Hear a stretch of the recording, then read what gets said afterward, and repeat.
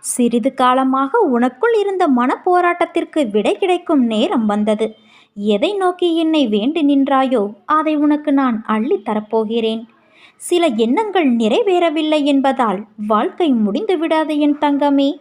ஏதோ ஒரு காரணத்தால் நான் உன்னை காப்பாற்றியிருக்கிறேன் என்று மகிழ்ச்சி கொள். நிறைவான வாழ்க்கை என்பது யாருக்கும் எளிதில் கிடைப்பதல்ல.